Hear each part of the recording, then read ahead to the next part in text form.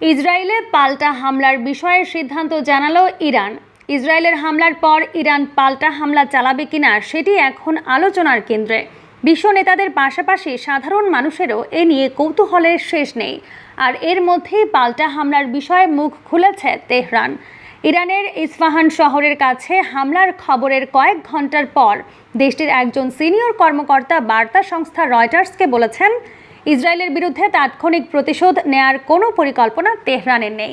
খবর বিবিসি বলছে, দুই মার্কিন কর্মকর্তা গণমাধ্যমকে বলেছেন যে হামলাটি ইসরায়েল চালিয়েছে, তবে নেতানিয়াহু প্রশাসন এখন পর্যন্ত এর দায় স্বীকার করেনি। ইরানি ওই কর্মকর্তা নাম প্রকাশ না করার শর্তে বলেছেন, ঘটনার বিদেশি উৎস নিশ্চিত করা যায়নি। আমরা কোনো বহিরাগত হামলার খবর পাইনি এবং সার্বিক আলোচনা আক্রমণের চেয়ে অনুপ্রবেশের দিকে বেশি ইঙ্গিত করছে।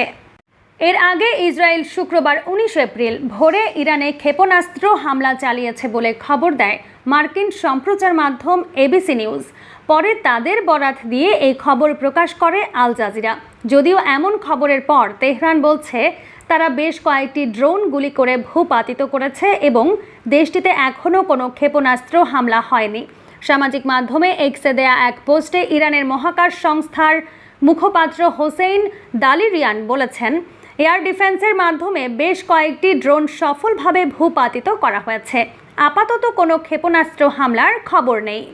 বার্তা সংস্থা ফার্স জানিয়েছে, ইরানের ইস্পাহান শহরের কাছে অবস্থিত শেখারি সেনা বিমান ঘাটের কাছে 3টি বিস্ফোরণের শব্দ শোনা গেছে।